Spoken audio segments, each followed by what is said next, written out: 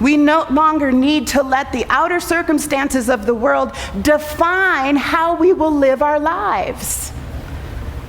We begin to live, as I like to say, inside out. We are no longer pressured by fear. We are no longer pressured by pain. We are no longer pressured and motivated from a place of suffering.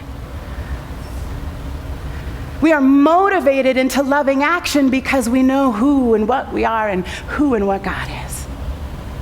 And whatever beautiful activity comes out of that, fantastic. But it's full of ease and grace and joy and harmony and love and all the good God things because we feel it. We don't hope and pray that maybe it's true that God is somewhere in the house, somewhere around here. We don't think, okay, I mean, when I'm here on Sunday and doing the God thing, I totally get it. I'm in. But then as soon as I go back to my house and have a fight with my partner, as soon as I drive home after service today and see even more people living on the street than I did last week, suddenly becomes a little less true. I don't know how to see God up in all that. I don't know how to feel the truth of who and what I am and truly know that about every other living, breathing being on this planet. So that's the work. And the work is beginning to get clear about what's motivating you. And some of you may have walked in this room today because you walked in knowing that you were coming for a felt experience of divinity. And sometimes when we come into spaces like this and we gather in worship and prayer, we get that hit, right? We get that like, ooh, God is good today, and this is going to carry me through the week. So whatever brought you in this room today is your next invitation into a greater realization of the truth of who you are, which is the life of God. Hey, it's me, Clarissa, again. How is your self-care practice looking today? Mine is great. I'm just chilling in my bathtub sanctuary. This week is about joy.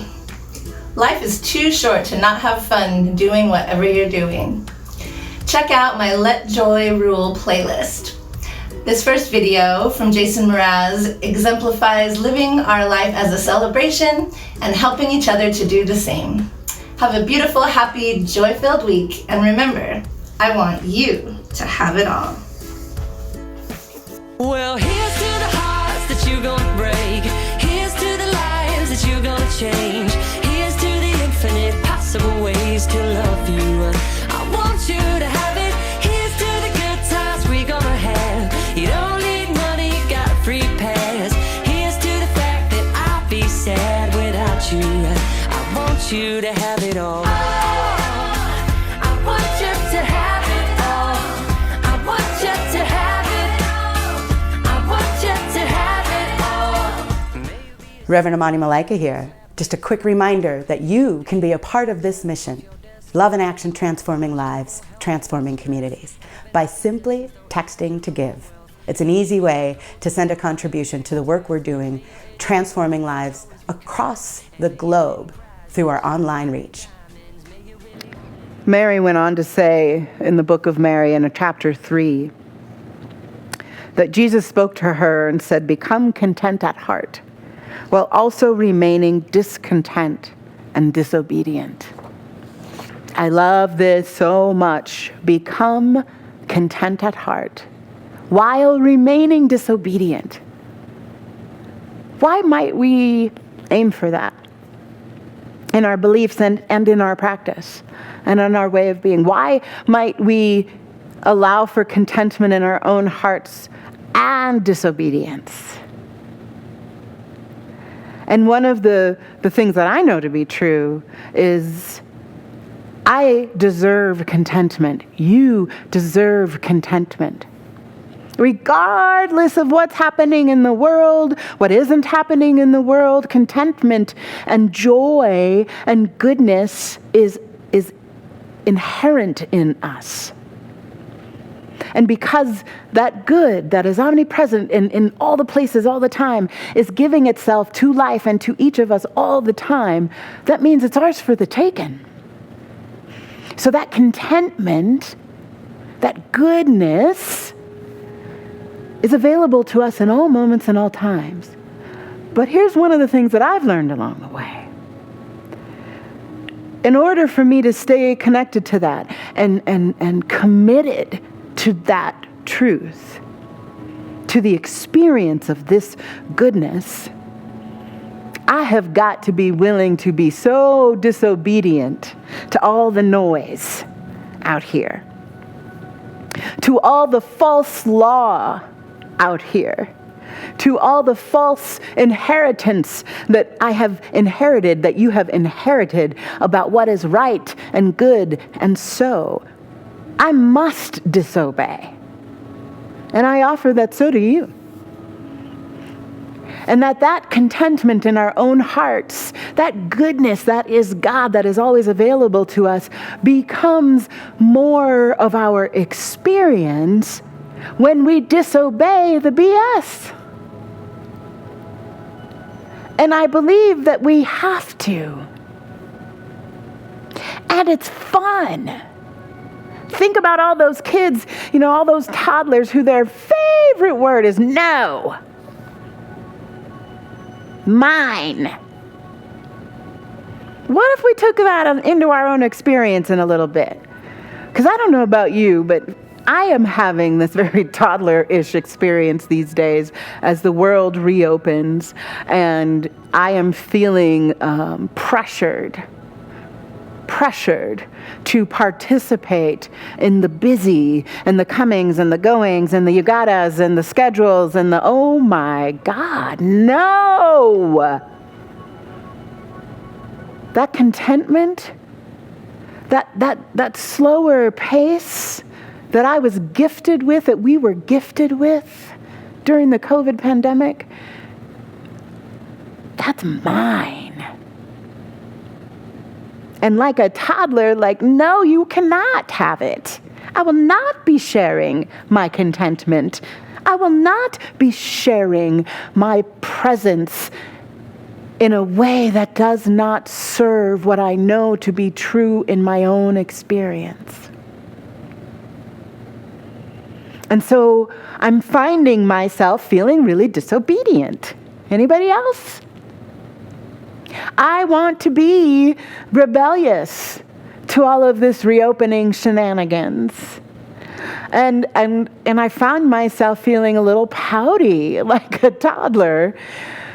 But I recognize that what's really happening is these noisy, what feel like mandates and pressures from the outside world, from the culture that wants to reestablish itself as busy and productive and achievement-oriented, that I am needing to push against that in order to stay close to my own contentment. And I think we run into this all the time. I think we run into this feeling of resistance, and we may not even know where it's coming from, or a feeling of discontent. And I think it's because we're in that push and pull, that sometimes the noise gets so loud out here, sometimes the noise gets so loud in here, that we lose track of that contentment and maybe get caught up in obeying or trying to be obedient to some norms or to some mandates or to some pressures that are out of alignment with what we know and feel to be true. And I deeply believe I deeply believe we have been given such an invitation to stay close to that contentment, to the good. And I believe it's worth being a stand for right now. Because I know that there are feelings of longing for what was that still remain. And I know there are longings for stability and a feeling of security, like, wanting to trust that things are going to stay the same for a minute because it helps us feel safe. But that false sense of security is different from contentment. And that contentment, that goodness, that holy, blessed goodness that I call God, it's present here right now in the heart of me, in the heart of you. And rather than try to connect to that goodness out here in some false senses of security or normalcy or safety, I invite you to connect to that goodness that is never missing, that never changes, that goodness that is always good, that is always content, that is full of peace and harmony and joy. When we make that non-negotiable in that 2-year-old way, like, no, mine. The longing, the real longing that we have is met. Those real, true desires, those desires for goodness, and whatever ways that we may picture that goodness showing up out in our lives, when we move from the goodness, those out-picturings, those circumstances, they just sort of fall into place. We don't have to busy ourselves with making it happen, being on a hustle. We don't have to do any of that. That is a false narrative we've been handed, and we get to disobey it. And I can tell you right now, I am deeply committed to being disobedient right now. And it's not always a popular stance. And I'm good with that. One of my favorite songs that my brother Alex turned me on to is a Janelle Monáe song that I can't share with you because we had to find the radio edit. But it's called I Like That. And she's like, I don't really care if I'm the only one, but I like that. That's how I'm feeling these days. I may be the only one in certain conversations, in certain set of circumstances, that is not willing to negotiate contentment, peace, joy, ease. It's just not up for negotiation as far as I'm concerned. And it's because I've been given this gift of deeper contentment, of deeper connection to the good. And I will not disobey that invitation. So the first thing we're going to do is get ourselves comfy in our chairs, get our feet on the ground or whatever is comfy. Take a few centering breaths. And just first notice any places where you're feeling uncomfortable or tight in your body.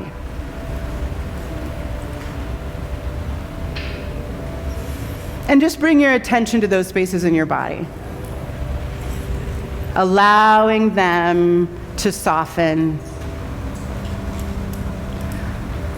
allowing yourself to be fully held up by the chair you are sitting in, knowing that that chair's got you.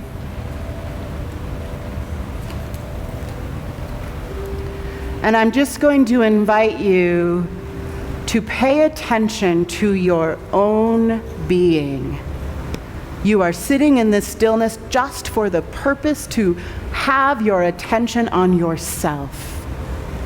You're going to notice sensations going on in your body. You may notice some thoughts in your mind. Don't engage them, just notice. But you are going to bring your entire attention within to your own experience. And while you do that, I'm going to play the singing bowl for a little bit and allow us to really settle into that stillness. I invite you to allow a prayer to rise. A longing, an acknowledgement, maybe a declaration. Just allow whatever the prayer you need right now to rise in your consciousness.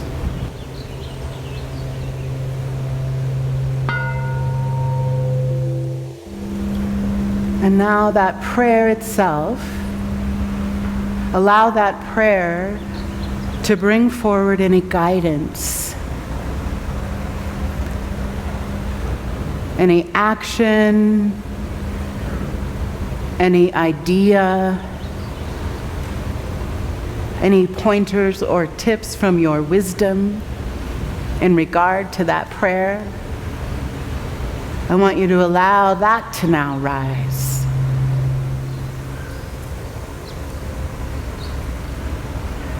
And as that guidance or tips or next steps rises in your consciousness, I want you to write it on your card as an intention to follow that guidance this week. So allow any of that guidance to rise now.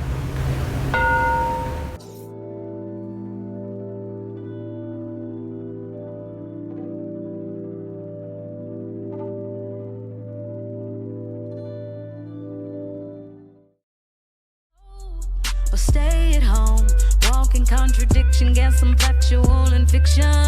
A little crazy, little sexy, little cool, little